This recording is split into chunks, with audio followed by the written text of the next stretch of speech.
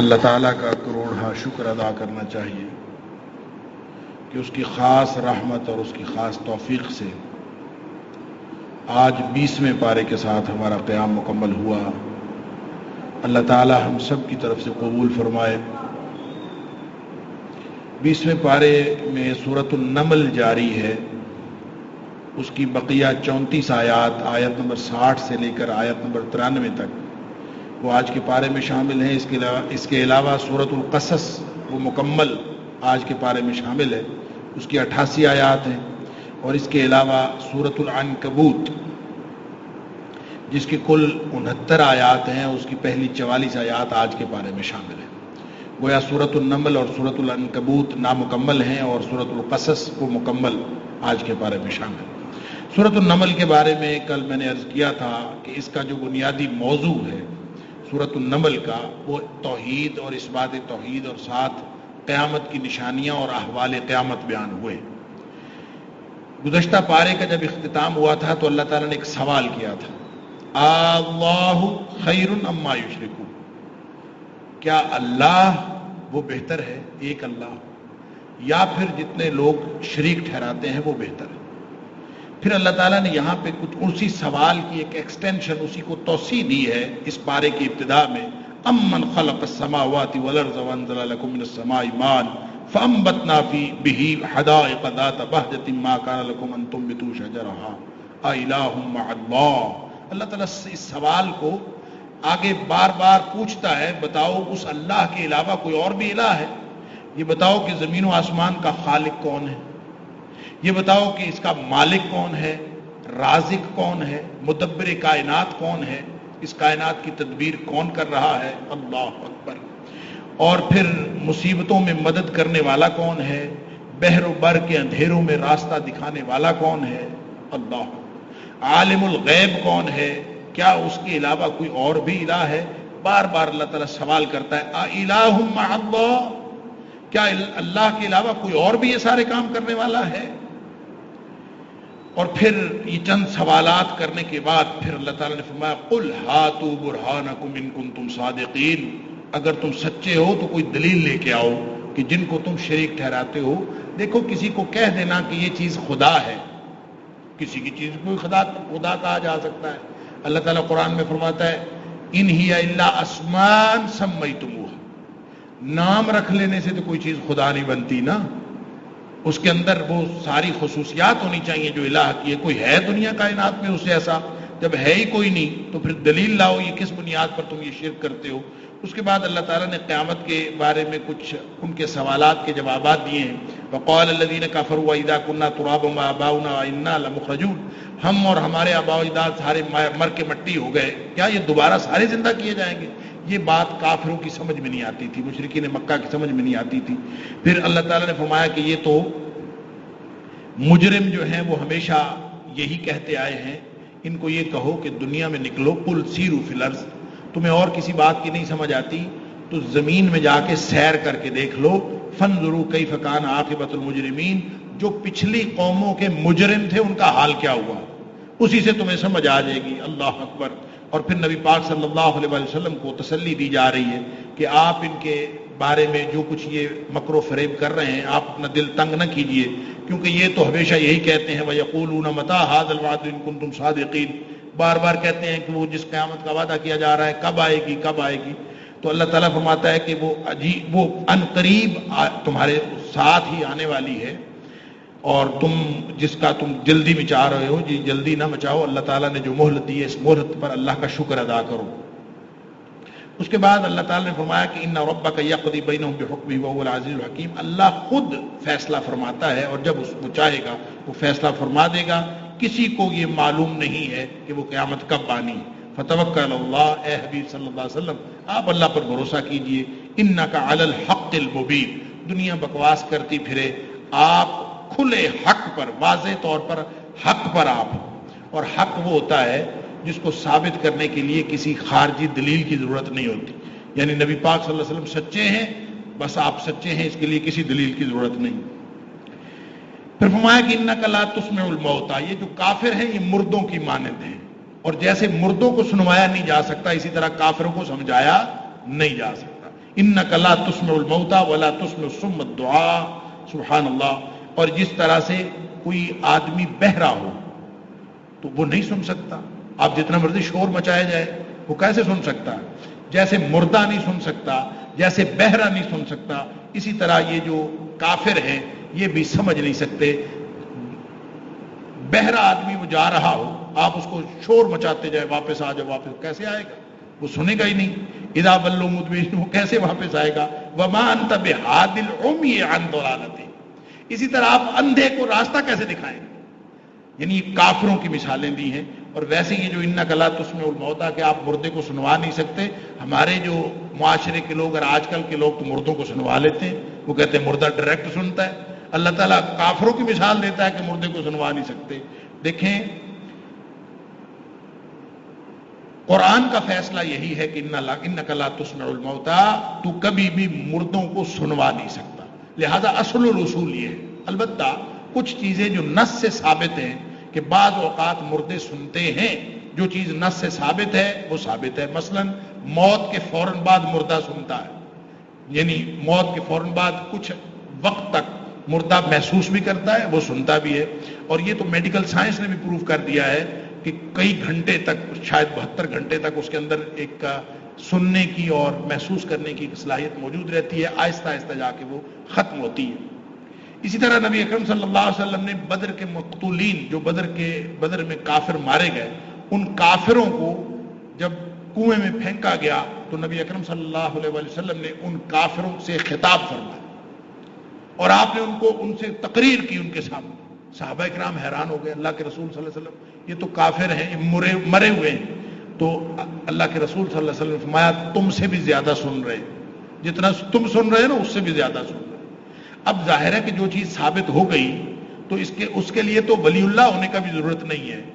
کافر تھے، مرے ہوئے تھے اور وہ سن رہے تھے. جو چیز ثابت ہو گئی وہ اتنی ثابت ہو گئی. اب عجیب بات ہے، ہمارا عجیب مخمصہ ہے. اللہ تعالی ہم سب کو ہدایت نصیب فرمائے کہ وہ جو مردہ ہے جو قبر میں پڑا ہے، جس کے بارے میں قرآن کہتا ہے انک لا تسمع الموتى کہ تم مردے کو نہیں سنوا سکتا، اس کے بارے میں ہمارا خیال ہے کہ وہ ڈائریکٹ سنتا ہے. اور وہ اللہ جس کا اعلان ہے کہ اجیب دعوت الداعی اذا دعان، میں ہر پکارنے والے کی پکار کا جواب دیتا ہوں وہ جب بھی مجھے پکارے، اس کے بارے میں ہمارا خیال ہے کہ وہ ڈائریکٹ نہیں سنتا. یعنی یہ عجیب ہمارا عقیدے کو کسی نے ابہام کا شکار کیا ہے. ایسا کوئی شیطان کا داؤ چلا ہے کہ وہ ہمیں یہ تو سمجھاتا ہے کہ مردہ ڈائریکٹ سن لیتا ہے، جس کے بارے میں قرآن کہتا ہے کہ تو ان کو نہیں سنوا سکتا. اور اللہ کے بارے میں ہمیں مخمصہ یہ ہے کہ اللہ تعالیٰ ڈائریکٹ نہیں سنتا. پہلے ہم قبر والے سے کہیں گے، پہلے ہم کسی بزرگ سے بات کریں گے، پھر وہ اللہ سے بات کرے گا. ہماری ان کے آگے ہوگی، پھر اس کی آگے ہوگی. ڈائریکٹ وہ نہیں سنتا جس نے اعلان کیا ہے کہ نہ کوئی جگہ کی قید ہے، نہ کوئی وقت کی قید ہے، جب مرضی سن لو. تو اللہ تعالیٰ ہمیں ہدایت نصیب فرمائے. یہاں مثال اللہ نے کافروں کی دی ہے کہ کافر اسی طرح نہیں سنتے، جیسے بہرا نہیں سنتا، جیسے مردہ نہیں سنتا، جیسے اندھا نہیں دیکھتا، ایسے ان کو ہدایت نہیں ہوتی. اللہ. اس کے بعد علامات قیامت کا ذکر ہے، اور علامات قیامت اور احوال قیامت. علامات قیامت میں سب سے بڑی علامت کا یہاں ذکر ہے دابہ کا. اللہ تعالیٰ فرماتا ہے کہ وَإِذَا وَقَعَ الْقَوْلُ عَلَيْهِمْ أَخْرَجْنَا لَهُمْ دَابَّةً مِّنَ الْأَرْضِ. جب ان کے اوپر وہ حکم آ گیا نا، جب قیامت آ گئی جس کی جلدی میں چاہ رہے ہیں، تو جو ہی قیامت آئی ایک جانور نکلے گا جس کا نام ہے دابہ. دابہ من الارض، زمین میں ایک جانور نکلے گا. اب قرآن نے تو اتنی بات کہی ہے کہ ایک جانور نکلے گا، تکلمہم ان الناس کانوا بآیاتنا لا یوقنون، اور وہ لوگوں کے ساتھ باتیں کرے گا. ہوگا جانور لیکن وہ لوگوں کے ساتھ باتیں کرے گا. باتیں کیا کرے گا؟ باتیں یہ کرے گا کہ اکثریت لوگوں کی جو ہے وہ اللہ کی آیتوں پر ایمان نہیں لاتی. نبی پاک صلی اللہ علیہ وسلم نے اس کے بارے میں فرمایا کہ ایک دابہ نکلے گا. دابۃ من الارض. اب دابہ نکلے گا، اس سے مراد ایک جانور بھی ہو سکتا ہے کہ وہ ایک ہی جانور ہو. یہ بھی ہو سکتا ہے کہ وہ ایک جانور کی جنس ہو. اس طرح کے کتنی ہزاروں سینکڑوں جانور نکلے. نبی کریم صلی اللہ علیہ وسلم نے فرمایا یہ بالکل آخری وقت پر نکلے گا جب قیامت کا وقوع بالکل قریب ہوگا. باقی ساری نشانیاں پوری ہو چکی ہوں گی، بلکہ بعض روایات میں آتا ہے کہ جس دن سورج مغرب سے نکلنا ہے نا، اسی دن دابہ نے نکلنا ہے. اور وہ وقت ایسا ہوگا کہ اللہ کی آیتوں پر یقین کرنے والا کوئی بچے گا خال خال، اور عام طور پہ سارے لوگ اللہ کی آیتوں کا انکار کرنے والے ہوں گے. وہ جب آئے گا دابا وہ لوگوں سے بات بھی کرے گا اور لوگوں کو ماتھے پہ نشان لگاتا جائے گا. اس کے ہاتھ میں ایک چھڑی ہوگی اور ایک انگوٹھی ہوگی. جو کافر ہوں گے ان کے ماتھے پہ وہ چھڑی لگائے گا, ان کے ماتھے کے اوپر نشانی لگ جائے گی کافر, اور جو مومن ہوں گے ان کو وہ انگوٹھی لگائے گا, ان کے چہرے منور ہو جائیں گے, ان کے ماتھے پہ لکھا جائے گا مومن. لہذا پوری دنیا میں ہر شخص کو پتہ چل جائے گا. بعض روایات میں آتا ہے کہ لوگ جب آپس میں بیٹھیں گے ایک دوسرے سے بات کریں گے تو یہ کہہ کے کریں گے کافر ادھر آؤ میرے ساتھ بات کرو, وہ کہے گا مومن ادھر آؤ, کیونکہ ہر ایک کو پتہ چل جائے گا کون کافر ہے اور کون مومن. اور یہ بالکل آخری وقت ہوگا زمین پر, اس کے بعد دنیا ختم ہو جائے گی اور قیامت برپا ہو جائے گی. اللہ اکبر. تو اللہ تعالیٰ فرماتا ہے جب قیامت آئے گی تو ایک دم اس وقت واضح ہوگا کون کافر ہے اور کون مومن ہے. اب یہاں تو واضح نہیں ہوتا, ہر شخص اپنے دل میں کفر چھپا کے پھرتا ہے. اللہ تعالیٰ معاف فرمائے. پھر اللہ تعالیٰ نے فرمایا جب قیامت آ جائے گی پھر ہر گروہ میں سے, ہر جو گروہ آئے گا وہ یوم نحشر من کل امت, ہر گروہ میں سے ہم ٹولیاں نکال لیں گے الگ الگ.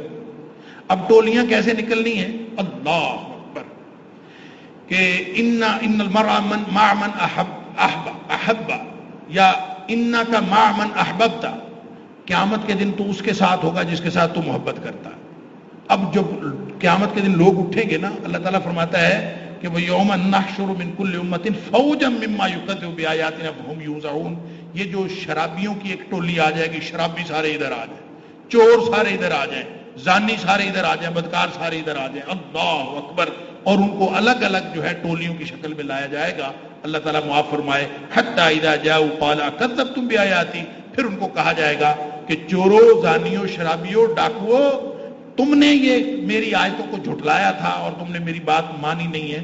اور پھر اس کے بعد اللہ تعالیٰ فرماتا ہے کہ وہاں جب سارے اکٹھے ہو جائیں گے اس دن پھر سور پھونکا جائے گا. اللہ, 4 دفعہ سور پھونکا جانا ہے. قرآن پاک سے یہ ثابت ہوتا ہے اور حدیث سے. اور ایک نفخہ ہے یومن ينفخ في الصور ففزع من في السماوات ومن في الارض, زمین و آسمان کی ہر چیز گھبراہٹ کا شکار ہو جائے گی. 4 نفخے ہیں, ایک سے ساری دنیا گھبراہٹ کا شکار ہو جائے گی. اور وہ جو قرآن میں آتا ہے کہ القاریۃ ما القاریہ وما ادراک ما القاریہ یوم یکون الناس کالفراش المبثوث وتکون الجبال کالعہن المنفوش. اس میں جب قیامت قائم ہونی ہے تو وہ سور پھونکا جائے گا تو سب پریشان ہو جائیں گے. لوگ یوں گھبراہٹ سے بھاگتے دوڑتے ہوئے نظر آئیں گے کہ جیسے وہ بکھرے ہوئے پتنگے. اللہ اکبر. اور پھر جیسے سورہ حج میں فرمایا وَتَرَى النَّاسَ سُكَارَىٰ, لوگ ایسے نظر آئیں گے جیسے وہ نشے کی حالت میں. وَمَا هُمْ بِسُكَارَىٰ, حالانکہ نشے کی حالت میں نہیں ہوں گے. وَلَٰكِنَّ عَذَابَ اللَّهِ شَدِيدٌ, اس وقت اللہ کا عذاب اتنا سخت ہوگا کہ لوگ پریشان ہو جائیں گے, سمجھ نہیں آئے گی. سور پھونکا جائے گا, لوگوں کے دل کلیجے پھٹ پڑیں گے کہ یہ کیا ہو رہا ہے. اللہ, گھبراہٹ اتنی پیدا ہوگی اس سے. دوسرا نفخہ ہے جس کے بعد سب مر جائیں گے, موت واقع ہو جائے گی. تیسرا نفخہ ہے پھر وہ سور پھونکا جائے گا, پھر سارے جی اٹھیں گے. اور چوتھا نفخہ ہے جب سب حشر میں اکٹھے ہوں گے اور اللہ کے دربار لگے گا, اس وقت پھر ایک نفخہ ہوگا. 4 دفعہ سور پھونکا جانا ہے. اللہ اکبر. پھر اللہ تعالیٰ فرماتا ہے کہ وہ پہاڑ جن کو تم یہاں دیکھتے ہو کہ بڑے ٹھوس, سب سے زیادہ یعنی کسی چیز کی سختی کی اگر مثال دی جاتی تو پہاڑ کی مثال دی. اللہ تعالیٰ فرماتا ہے وَتَرَى الْجِبَالَ تَحْسَبُهَا جَامِدَةً, تو اس کو بڑا ٹھوس سمجھتا ہے کہ یہ پہاڑ ہے اور چٹان ہے, چٹانوں جیسا حوصلہ اور پہاڑ جیسا مثال دی جاتی سختی کی. فرمایا قیامت والے دن تم دیکھو گے وَهِيَ تَمُرُّ مَرَّ السَّحَابِ, جس طرح بادل اڑتے پھرتے ہیں نا, ان کو ہوائیں لیے پھرتی ہیں, اس طرح یہ جو پہاڑ ہیں ان کو بھی ہوائیں لیے پھریں, اڑتے پھر رہے ہوں گے زمین میں. اللہ اکبر. صنع اللہ الذی اتقن کل شیء. اللہ اکبر. یہ اللہ تعالیٰ کی کاریگری ہے کہ اللہ تعالیٰ نے ہر چیز کو یہاں مضبوط بنایا ہوا ہے اور تمہیں سمجھ آتی ہے کہ شاید یہ چیزیں اپنی ذات میں ہیں. پھر اللہ تعالیٰ فرماتا ہے کہ جو بھی نیکی لے کے آئے گا وہ بھلائی میں ہوگا اس دن بے خوف, یعنی من فزع یومئذ آمنون. نیک لوگ جو ہوں گے نا وہ نفخے سے گھبرائیں گے نہیں, یعنی گھبراہٹیں ہوں گی. اب یہ اللہ تعالیٰ کا انعام ہے کہ ہر موقع پر جو لوگ اہل ایمان ہیں ان کے لیے اللہ تعالیٰ نے استثناء رکھا. یعنی جب قیامت والے دن جتنی بھی صورتحال خراب ہوگی, فرمایا اس گھبراہٹ میں جو لوگ ومن جاء بالحسنۃ فلہ خیر منہا, وہ تو اس کے لیے تو خیر ہی خیر ہے. جو نیکی کے ساتھ آئے گا، جس کی زندگی نیکیوں سے بھری ہوئی، اس کے لیے خیر ہے. وَهُم مِّن فَزَعٍ يَوْمَئِذٍ آمِنُونَ، اور اس دن کی گھبراہٹ سے بھی وہ لوگ مامون ہوں گے، بے فکرے ہوں گے، ان کو کوئی پریشانی نہیں ہوگی. جیسے اللہ تعالیٰ نے فرمایا کہ سورہ عبس وتولی، سورہ عبس کے اندر فرمایا کہ یوم یفر المرء من اخیہ وامہ وابیہ وصاحبتہ وبنیہ لکل امرئ منہم یومئذ شأن یغنیہ وجوہ یومئذ مسفرہ ضاحکۃ مستبشرہ. اللہ، حالات اتنے خراب ہوں گے کہ اولاد اپنے والدین کو چھوڑ جائے گی، والدین اپنے اولاد کو چھوڑ جائیں گے، ہر ایک کو نفسا نفسی، لکل امرئ منہم یومئذ شأن یغنیہ، ہر ایک کو اپنی اپنی پڑی ہوگی. اتنی گھبراہٹ اور پریشانی میں فرمایا وجوہ یومئذ مسفرہ، کچھ چہرے ہوں گے جو چمک رہے ہوں گے قیامت والے. ماحول انتہائی خوفناک، کچھ چہرے ہوں گے چمک رہے ہوں گے، اور صرف چمک نہیں رہے ہوں گے، ضاحکۃ مستبشرہ، بلکہ ہنس رہے ہوں گے اور بڑے خوش ہوں گے. اللہ اکبر. اللہ تعالیٰ ہمیں بھی ان میں سے کرے. تو اہل ایمان کو ہر موقع پر اللہ ان کا ایمان، اللہ تعالیٰ ان کے ایمان کی برکت سے وہ بچا لے گا ہر طرح کی گھبراہٹ سے. ومن جاء بالسیئۃ، اور جو لوگ اس دن برائیاں لے کے آئیں گے، فکبت وجوہہم فی النار، وہ اوندھے کر کے جہنم کے اندر پھینکے جائیں گے. اللہ تعالیٰ معاف فرمائے. فرمایا انما امرت ان اعبد رب هذه البلدہ، اے حبیب صلی اللہ علیہ وسلم آپ ان کو فرما دیجئے میرے ذمے تو ہے کہ میں اس گھر کے مالک کی بندگی کروں اور تمہیں بھی اس کی تبلیغ کر دوں. صرف پیغام پہنچا دینا ہے، کوئی مانتا ہے تو مانے، کوئی نہیں مانتا تو نہ مانے. آگے سورۃ القصص ہے. سورۃ القصص یہ بھی اس دور کی صورت ہے، یعنی مکی دور کی، جب مسلمان تعداد میں کم تھے، مسلمان قوت میں کمزور تھے، مقابلے میں جو مشرکین تھے ان کے پاس طاقت بھی تھی، ان کے پاس حکومت بھی تھی، سرداری بھی تھی، افرادی قوت بھی ان کے ساتھ تھی، مسلمان بیچارے کمزور تھے. اس موقع پر یہ بتایا گیا ہے کہ اصل قوت اللہ کی ہے اور اصل قیمت ایمان کی ہے. یعنی جتنی مرضی آپ دنیا میں قیمتی اشیاء لے کے پھرتے رہیں، دنیا کائنات کی سب سے قیمتی چیز ایمان ہے، اور دنیا کی سب سے زیادہ جو اصل قوت ہے وہ اللہ کی ہے. لہذا دنیا میں کوئی قوت اپنی حقیقت کوئی نہیں رکھتی. یہاں پہ موسیٰ علیہ السلام کے قصے کی تفصیل اور تکمیل ہوئی ہے سورۃ القصص میں. دیکھیں سورہ شعراء میں بھی بیان ہوا ہے موسیٰ علیہ السلام کا قصہ، اور پھر کچھ سورہ نمل میں بھی اختصار کے ساتھ بیان ہوا. یہاں سورۃ القصص کے اندر آ کے زیادہ تفصیلات ہیں. یا تو سورہ شعراء میں قصہ موسیٰ کی زیادہ، موسیٰ علیہ السلام اور فرعون کی زیادہ تفصیلات ہیں، یا پھر یہاں سورۃ القصص کے اندر تفصیلات ہیں اصل میں. لیکن یہاں فوکس یہ ہے کہ مادی قوت، دنیا کی ساری بادشاہت، اس کے مقابلے میں ایمانی قوت. یعنی حضرت موسیٰ علیہ السلام ایک شیرخوار بچہ ہے، اور اس کے مقابلے میں وقت کی سپر پاور ہے. اور پھر بالآخر دنیا نے دیکھا کہ وہ شیرخوار بچہ وہ بڑا ہوا، ایمان کی دولت اس کو نصیب ہوئی، ایمان کی دولت سے وہ اس سپر پاور کو ہرا گیا، وہ جیت گیا اور سپر پاور ہار گیا. یہ اصل میں کہانی سنائی ہے اللہ کریم نے، اور فرمایا کہ وہ جو شیرخوار بچہ تھا، سبحان اللہ، ساری اس متکبر فرعون نے ساری احتیاطیں کی. فَالْتَقَطْهُ آلُ فِرْعَوْنَ لِيَكُونَ لَهُمْ عَدُوًّا وَحَزَنًا.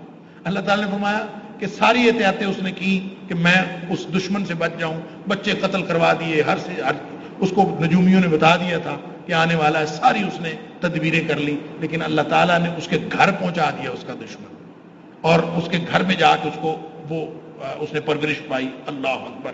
اور فرمایا کہ ان وعد اللہ حق ولکن اکثرهم لا یعلمون. لوگوں کو پتہ نہیں ہے جو چیز اللہ نے کرنی ہوتی ہے وہ ہو کے رہتی ہے، بظاہر اسباب جیسے مرضی ہو. موسیٰ علیہ السلام بڑے ہو گئے، اور ایک دن کسی قبطی اور بنی اسرائیلی کی لڑائی ہو رہی تھی، اور اس لڑائی کے دوران حضرت موسیٰ علیہ السلام اپنے بنی اسرائیلی بھائی، یعنی مقامی آبادی جو تھی جنہوں نے بنی اسرائیل کو غلام بنایا ہوا تھا، وہ قبطی تھی. تو قبطی اور بنی اسرائیلی کی لڑائی ہو رہی تھی، اور قبطی ظلم کر رہا تھا. تو حضرت موسیٰ علیہ السلام نے اس کو سمجھایا، اس نے مدد مانگی بنی اسرائیلی نے، تو وہ شخص سمجھا نہیں، وہ ظلم اس نے جاری رکھا. موسیٰ علیہ السلام نے قریب ہو کے اس کو مارا مکہ.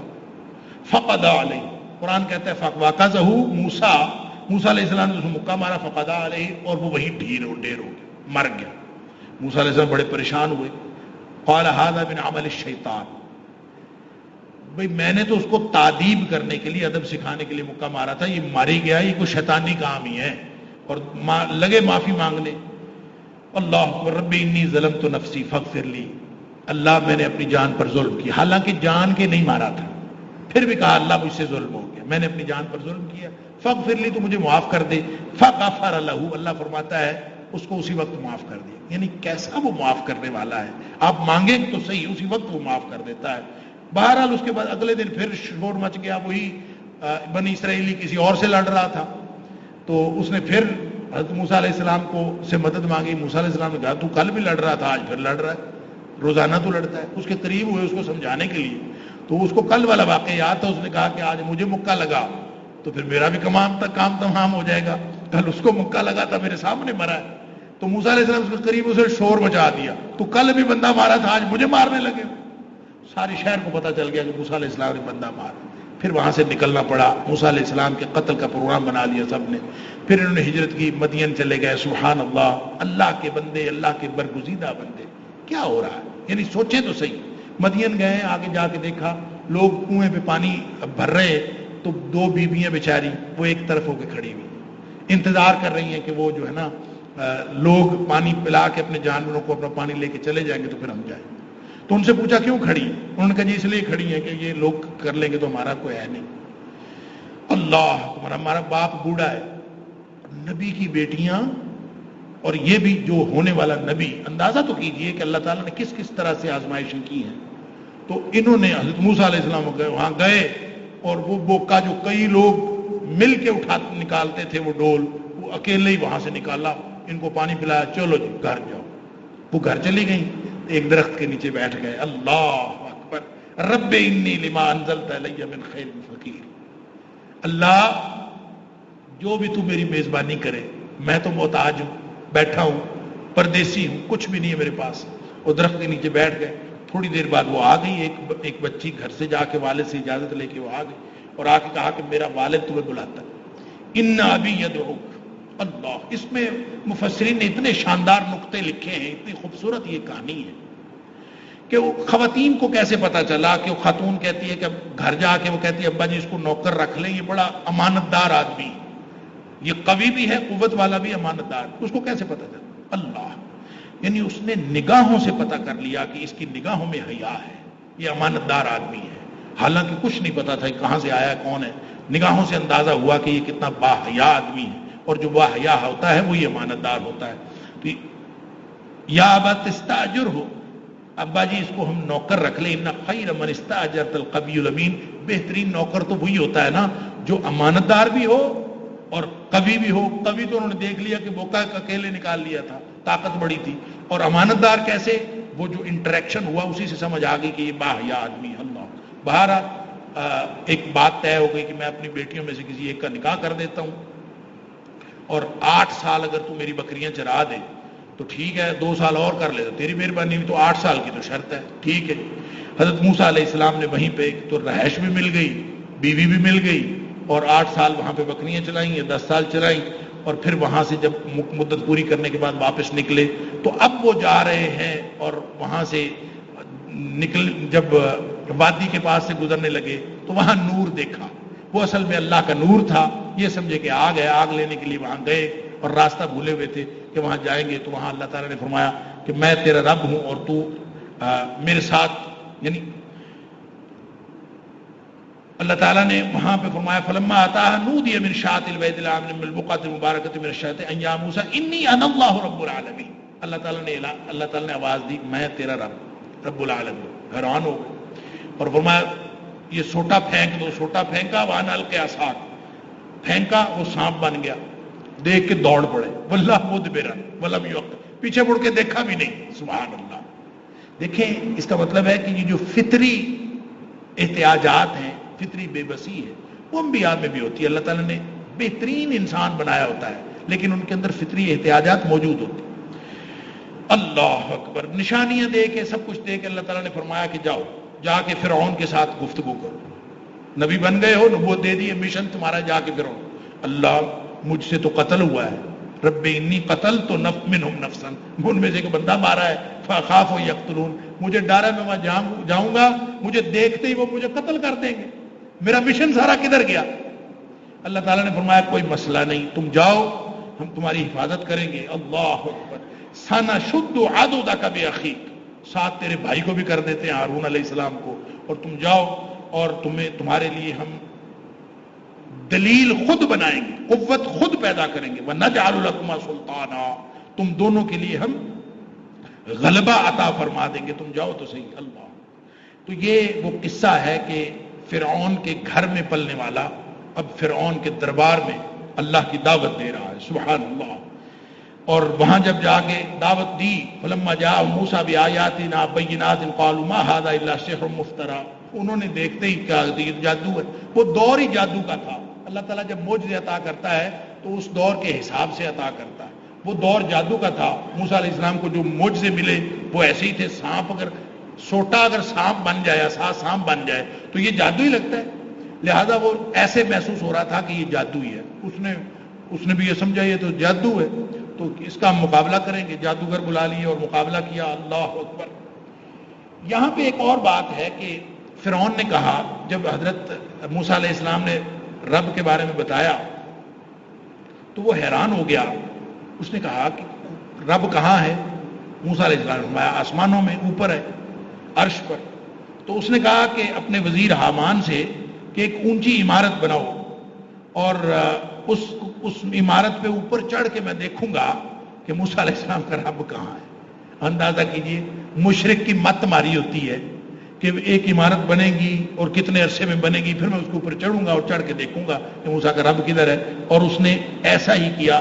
سمجھ میں یہ آتا ہے کہ کوئی آدمی جو مشرک ہوتا ہے، بڑے سے بڑے عہدے پر چلا جائے، اس کی کبھی بھی عقل صحیح کام نہیں کرتی ہے، اس کی ہمیشہ مت ماری ہوئی ہوتی ہے۔ اللہ تعالیٰ فرماتا ہے وَاسْتَكْبَرَ، اصل بات یہ ہے کہ اس نے تکبر کیا۔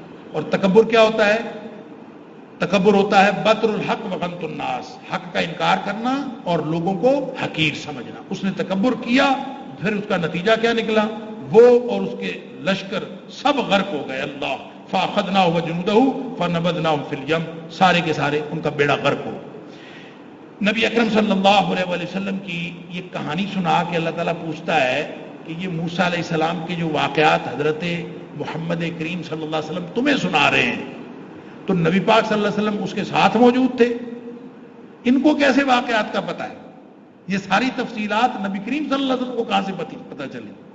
گویا ثبوت اس بات کا ملا کہ یہ جو تفصیلات بتائی جا رہی ہیں یہ اللہ کی طرف سے وحی آ رہی ہے۔ تو گویا اسی سے رسالت محمدی صلی اللہ علیہ وسلم کی حقانیت کا ثبوت بھی مل گیا کہ موسیٰ علیہ السلام کے واقعات کے وقت وَمَا كُنْتَ بِجَانِبِ الْغَرْبِيِّ إِذْ قَضَيْنَا إِلَىٰ مُوسَىٰ الْأَمْرَ وَمَا كُنْتَ مِنَ الشَّاهِدِينَ، اے حبیب صلی اللہ علیہ وسلم جب یہ واقعات رونما ہو رہے تھے تو آپ وہاں موجود تھوڑی تھے، آپ ایک طرف کھڑے ہوئے تو نہیں تھے کہ آپ اس کو دیکھ رہے تھے، اور اب آپ یوں بیان کر رہے ہیں کہ پھر یہ ہوا، پھر مدین گئے، پھر وہاں گئے، پھر ایسا ہوا، وہ ساری کہانی بیان ہوئی۔ تو یہ بھی نبی پاک صلی اللہ علیہ وسلم کی حقانیت کی دلیل ہے۔ پھر یہاں اللہ تعالیٰ ایک چیلنج کرتا ہے، اور یہ ایسا چیلنج ہے کہ یہ جو دنیا اپنے آپ کو روشن خیال کہتی ہے، اور جو دنیا اپنے آپ کو یہ اوپن مائنڈڈ کہتے ہیں اور کہتے ہیں کہ جو اس مذہبی لوگ ہوتے ہیں یہ نیرو مائنڈڈ ہوتے ہیں، قرآن نے ایسا شاندار یہاں چیلنج دیا ہے کہ وہ پوری دنیا کی روشن خیالی کی جو سیاہی ہے نا، جو سو کالڈ روشن خیالی، ان کی نام نہاد روشن خیالی، اس کی سیاہی کو نمایاں کر دیتے۔ قرآن کہتا ہے قُلْ فَأْتُوا بِكِتَابٍ مِّنْ عِندِ اللَّهِ وَأَهْدَىٰ مِنْهُمَا، اے حبیب صلی اللہ علیہ وسلم ان کو چیلنج کر دیجئے، اگر تمہارے پاس اس کتاب سے سچی کوئی کتاب ہے تو لے آؤ، لاؤ کسی کے پاس ہے تو، اگر تم لے آؤ گے اتبعہ، میں اس کی پیروی کر لوں گا۔ کتاب اس سے زیادہ سچی ہونی چاہیے، اور اس سے زیادہ سچی کتاب تم لے آؤ تو میں اس کی پیروی کروں گا۔ یہ تو قرآن نے کھلا چیلنج دے دیا ہے، اور نبی کریم صلی اللہ علیہ وسلم کی زبان سے یہ چیلنج کروایا ہے کہ اگر تم سمجھتے ہو کہ قرآن کے اندر کوئی تنگی ہے، قرآن اگر ٹھیک بات نہیں کرتا، قرآن کے اندر دلائل کی کمی ہے، نعوذ باللہ من ذالک، تو تم لاؤ کوئی کتاب جو قرآن سے زیادہ سچی کتاب ہے۔ تو ظاہر ہے کہ یہ نبی اکرم صلی اللہ علیہ وسلم کی زبان سے کروایا ہوا چیلنج قرآن کا، یہ 1500 سال سے یہ پوری دنیا میں موجود ہے، اور ظاہر ہے آج تک یہ چیلنج کا کوئی جواب نہیں دے سکا۔ تو اس سے زیادہ اور روشن خیالی اور کھلے ذہن کی دلیل کیا ہوگی کہ تم سچی کتاب لے آؤ، میں اپنی کتاب چھوڑ کے تمہارے پیچھے لگ جاؤں۔ بہت سارے لوگ جو ہیں اس بارے میں کنفیوژن کا شکار ہو جاتے ہیں کہ وہ پچھلے دنوں کسی ایک عالمی اسکالر نے یہ کہا تھا کسی کو کہ عیسائیوں تم دلیل لے آؤ، اگر تمہاری دلیل سچی ہوگی تو میں عیسائی ہو جاؤں. لوگ کہتے دیکھو اس نے کلمہ کفر کہہ دیا کہ میں عیسائی ہو جاؤں. یہ تو قرآن کا اسلوب ہے. قرآن کہلوا رہا ہے نبی پاک صلی اللہ علیہ وسلم سے کہ تم کوئی سچی کتاب. یہ تو اصل میں وہ کہتے ہیں جادو وہ جو سر چڑھ کر بولے. یہ تو چیلنج ہے کہ اس سے سچی کتاب ہوگی تو میں اس کی پیروی کروں گا نا. جب اس کی سچی کتاب ہے ہی کوئی نہیں تو اس کی پیروی کیسے ہو سکتی. فرمایا فَإِن لَمْ يَسْتَجِيبُوا لَكَ، اے حبیب صلی اللہ علیہ وسلم اس کا جواب کوئی نہیں دینا کسی نے. جب اس چیلنج کا جواب کوئی نہ دیں تو سمجھ لو انما یتبعون اہواءہم، ان کے پاس دلیل شلیل کوئی نہیں ہے، سب اپنی خواہشات کی پیروی کر رہے ہیں. اور سارا ان کا علم جو ہے اپنی خواہشات سے نکلتا ہے اور خواہشات سے ختم ہو جاتا ہے.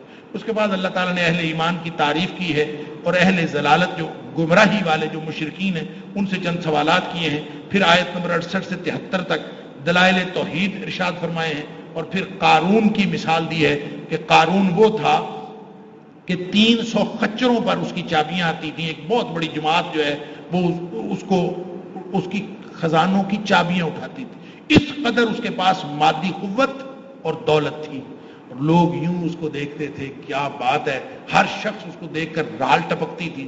اور ایک دن پھر اللہ تعالیٰ نے اس کو اس کے تکبر کی وجہ سے زمین میں غرق کر دیا، دھسا دیا. اور جب وہ زمین میں دھستا ہوا سب نے دیکھا تو جو لوگ کل حسرت کر رہے تھے نا کہ ہم اس کی طرح کے ہوں، آج وہ شکر کر رہے تھے کہ شکر کہ ہم اس کی جگہ پہ نہیں تھے. تو پھر مال کی کیا حیثیت رہے گی، تم دولت کی کیا، خزانوں کی کیا حیثیت رہے گی. اللہ اکبر.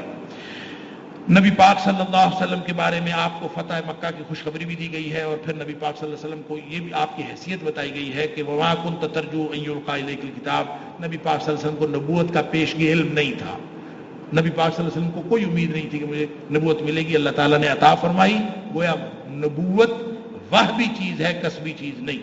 اس کے بعد سورہ عنکبوت ہے. سورہ عنکبوت کی ٹوٹل آیات جو ہیں وہ تو 69 ہیں اور اس میں سے جو پہلی 44 آیات آج کے پارے میں شامل ہیں اس کا مرکزی مضمون ہے آزمائش. اور آزمائش ہے ایمان. ایمان جہاں کہیں بھی ہوتا ہے اس کی آزمائش ضرور ہوتی ہے.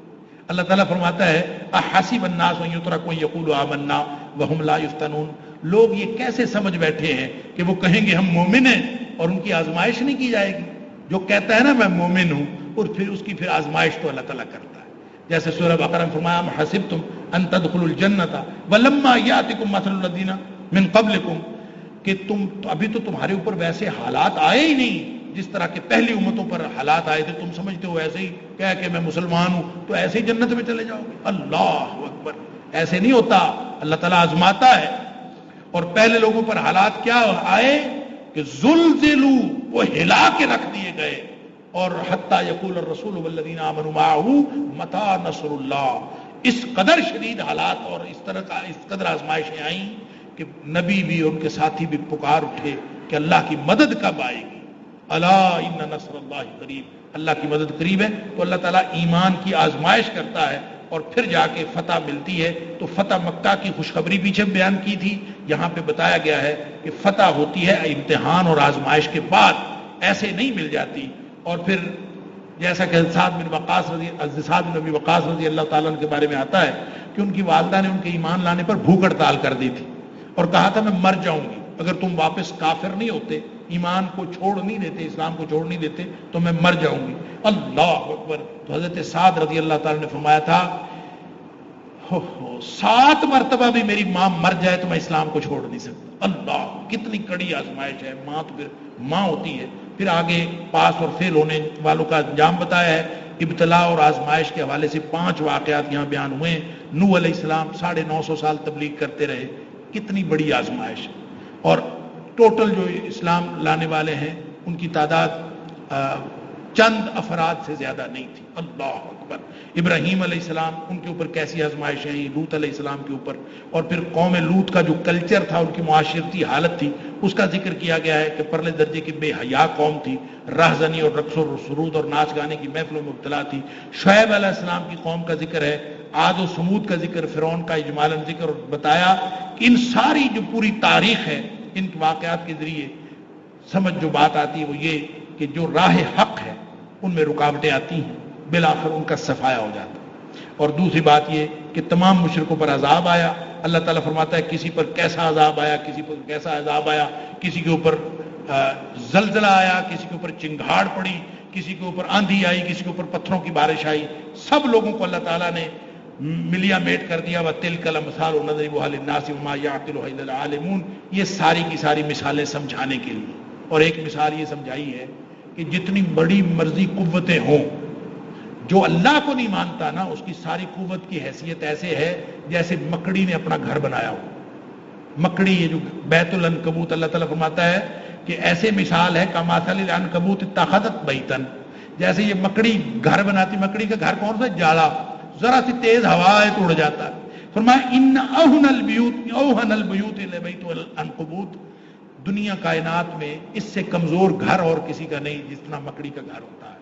اللہ اکبر. اور جو لوگ اللہ کی وحدانیت کو چھوڑ کر شرک کا رستہ اختیار کرتے ہیں، زندہ مردہ جو شریک ہیں اللہ کے ان کو مانتے ہیں، اس ایک اللہ کو چھوڑ کر دنیا میں ہزاروں خداؤں کے سامنے سجدہ ریز ہوتے ہیں، ان کی حقیقت اس کے علاوہ کچھ بھی نہیں ہے. چاہے ان کے پاس خزانے قارون جتنے ہوں، چاہے ان کے پاس قوت فرعون جتنی ہو، چاہے ان کے پاس سارا کا سارا معاشرہ ایک ہی ڈگر پر چل رہا ہو، ان کی کوئی حیثیت نہیں ہے. بالآخر ان سب نے مر کھپ جانا ہے. دنیا میں بھی اللہ تعالیٰ نے ان کے اوپر عذاب نازل کرنا ہے، اور آخرت میں بھی. اللہ تعالیٰ ہم سب کو قرآن سمجھنے اور عمل کرنے کی توفیق عطا فرمائے. وآخر دعوانا